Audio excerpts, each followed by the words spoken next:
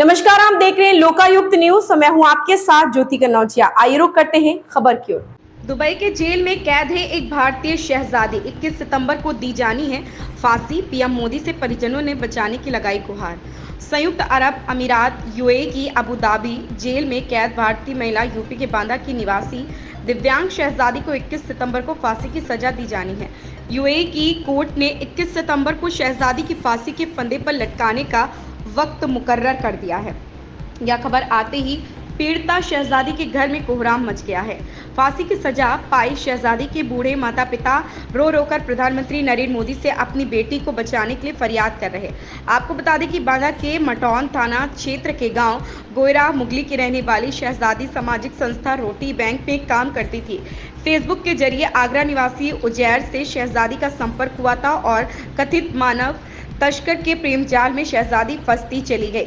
चूंकि शहजादी का चेहरा जला हुआ था और उजैर ने उसे इलाज के लिए आगरा बुला लिया और वहां से उसे इलाज करने के नाम पर आगरा के मूल निवासी वर्तमान में दुबई में रहने वाले दंपति फैज और नादिया के हाथ शहजादी का सौदा कर उसको दुबई भिजवा दिया था, जहां शहजादी को घरेलू नौकर की तरह काम करना पड़ता था और फैज और उसकी पत्नी के टॉर्चर से भी गुजरना पड़ता था। इसी बीच फैज का 4 साल के बेटे की बीमारी के दौरान मौत हो गई थी, जिसका इल्जाम दुबई में रहने वाले इस दंपति ने शहजादी पर लगाते हुए उसे गिरफ्तार करा दिया था। दुबई की कोर्ट ने 4 महीने पहले ही शहजादी को बच्चे की हत्या के जुर्म में मौत की सजा सुनाई थी, जिस पर शहजादी के परिजनों ने बांदा सीजेएम कोर्ट में फरियाद कर कोर्ट के आदेश पर आरोपी उजैर और दुबई में रहने वाले दंपति के खिलाफ मुकदमा भी दर्ज कराया था और साथ ही पीएम मोदी से शहजादी को बचाने की फरियाद भी की थी। शहजादी के परिजनों के मुताबिक अबू धाबी के जेल में शहजादी को अपने परिजनों से बात करने की छूट दी गई और शहजादी ने अपने पिता को फ़ोन करके बताया और वहाँ की कोर्ट के आदेश भी भेजे हैं, जिससे यह पता चला कि इसी महीने यानी 21 सितंबर को शहजादी को सजाए मौत देने का समय मुकर्रर कर दिया गया। पीड़िता शहजादी ने अपने पिता से फ़ोन पर बात करते हुए समाज सेवी और राजनीतिक दलों से मदद मांगी और कहा कि वह अबू धाबी की जेल से छूटने के बाद अपने साथ हुए अत्याचार को सबके सामने लाना चाहती है। क्या नाम है आपका? नाम क्या नाम है आपका? नाजरा। नाजरन? नाजरा। नाजरा नाम है। क्या हुआ है आपकी बेटी के साथ? मेरी बेटी के साथ में यहाँ 8 साल की थी जब वो जल गई थी। उसके बाद में वो शादी लायक तो थी नहीं कि शादी हम कर सके, तो एनजीओ में जुड़ गई। एनजीओ के जरिए से आगरा वाले उजैर नाम उसका, उससे संपर्क हुआ उसने अपना कहा सुना कि तुम्हारा इलाज कराएंगे, दुबई चली जाओ, वहाँ इलाज करवा देंगे, तुम जाओ, हम भी आ रहे हैं, हम इलाज करवा देंगे। वो चली गई उसके कहने से। कहाँ गई थी उसके कहने? दुबई चली गई। तो दुबई उसने भेज दिया। कहाँ से भेजा था? आगरा से भेजा था। यहाँ से लेके गया तो वो आगरा भेज दिया उसने। तो क्या जुनैब आगरा का रहने वाला? उजैर आगरा का रहने वाला। उजैर आगरा का रहने वाला है। फिर आगे क्या हुआ?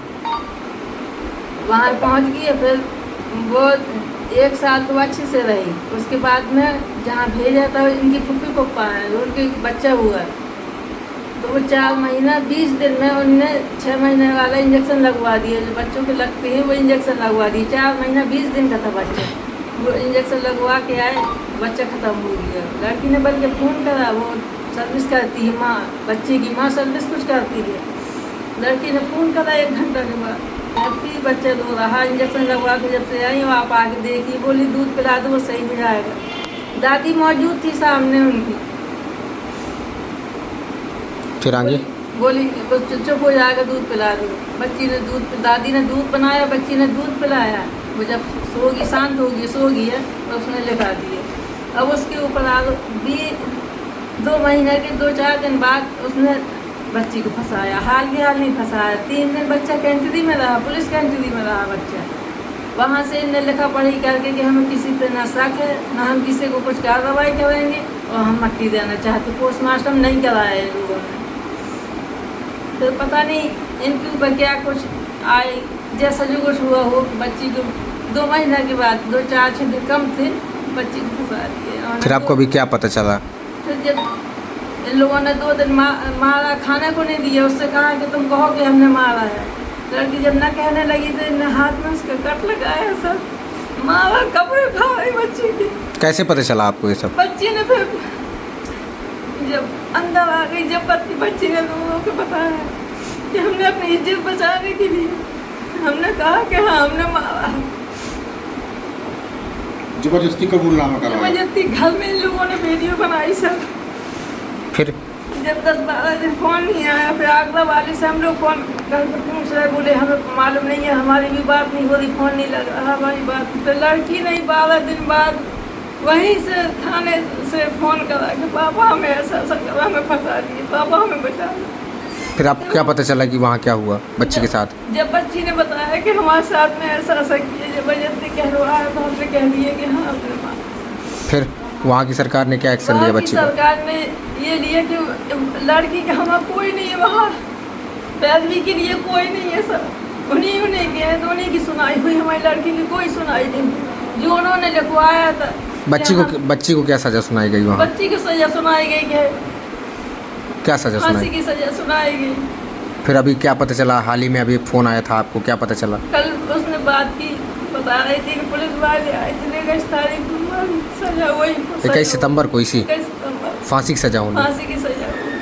तो वहाँ कोई सुनाई नहीं हुई, ना यहाँ पुलिस एक्शन ले रही है, ना वहाँ की कोई छानबीन उन लोगों ने भी कुछ नहीं की।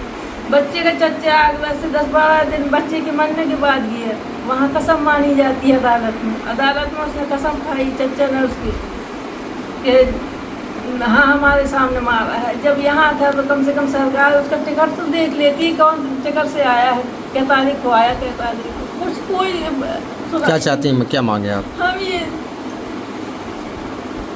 मोदी जी से हम ये मांग चाहते हैं कि देश की बेटी, मोदी की बेटी है, आप सबकी बेटी है, बेटी को बचाइए, बेटी पे कसम।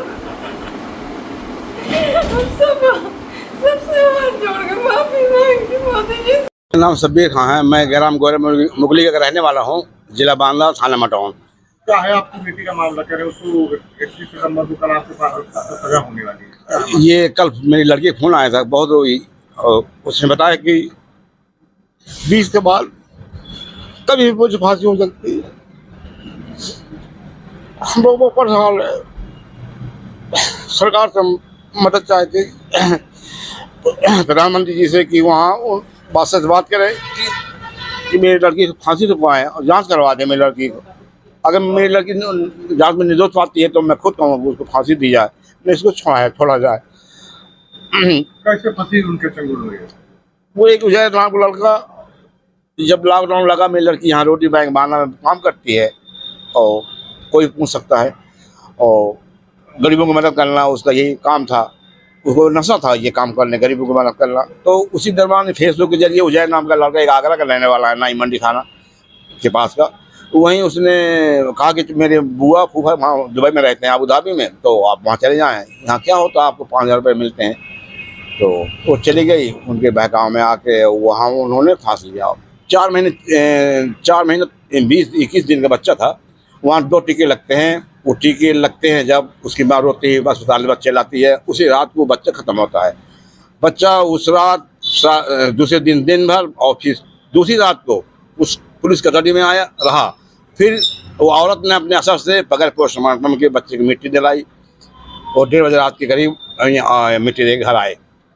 सुबह लड़की ने मुझे बताया, फिर पता नहीं इनके ऊपर क्या आफत आने वाली थी कि 57-58 दिन के बाद मेरी लड़की को ये लोग फंसा रहे हैं, मारकूट की वीडियो बनवा रहे हैं, अरबी में और इंग्लिश में दस्तखत करवाए पेपर में, जो कोई इसमें लिखा हुआ था कि मैंने मारा है। और एक कसम वहाँ सरकार, वो अदालत कसम मानती है वहाँ की हलफ। तो जो बच्चा मरा है उसका चाचा आगरा से 10-12 दिन बच्चे के मरने के बाद अबू धाबी पहुँच रहा है, वो मुकदमा के दरमियान वो कसम वहाँ खा रहा है झूठी। तो ये जांच का विषय है, क्या यही है, क्या देश की बेटी को इंसाफ नहीं मिलेगा, वैसे मर जाएगी। अच्छा, बताया जा रहा है आपकी बेटी खाना बनाते समय जल गई थी, तो क्या कोई इलाज का भी बहाना था उसको ले जाने का? नहीं, वो तो बचपन में जल गई थी सर। नहीं, ऐसा बताया जा रहा है उजैर ने इलाज का बहाना ये फेस थोड़ा जो शख्स जल जाता है तो उसका फेस बिगड़ा ही रहता है कि इतना इलाज हो, उसने उसका लालच दिया कि वहाँ जाओगी तो मेरे फूफा बुआ फूफा वहाँ अच्छे डॉक्टर से इलाज करवा देंगे, और वहाँ तो ये उसको बहकाव में आ गई, उसके कहने में वो चली गई। अब आप कैसे न्याय चाहते हैं, क्या लगता है आपको, कैसे आपको बेटी को न्याय मिल सकता है? बस यहाँ के बस प्रधानमंत्री से है मेरी आस, ये वहाँ के बादशाह से बात करें और ये कहें कि न छुड़ाएं। मैं नहीं कहता वो छुड़ा दें, ये वहाँ के रोक लगा के जांच करवा दें, बस ये सब साफ हो जाएगा दूध पानी का पानी कि वाकई में मेरी लड़की बेकसूर है कि कसूरवार है। कल फोन आया था उसका कल फोन आया तो हम बेचैन हो गए। कल से खाना नहीं खाया, हम चाय जरूर पी है, खाना नहीं खाया। क्या बताया बच्ची ने आपको? बच्चे बस यही रोके बताया, ढंग से बात नहीं कर पा रही थी वो,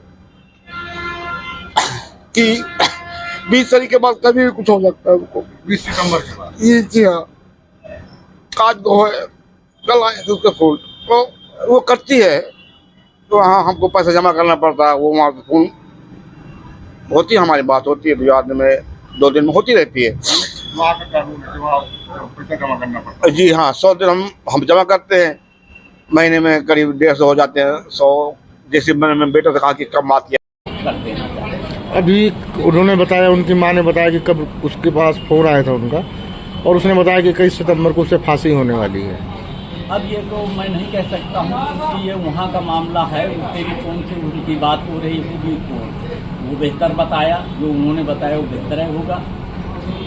ये उनके और उनकी माँ के और उस पीड़िता के बीच की बात है। जहाँ तक लीगल पोजीशन ये है कि अगर ऐसी स्थिति है तो तत्काल ऐसे मामलों में जांच होनी चाहिए।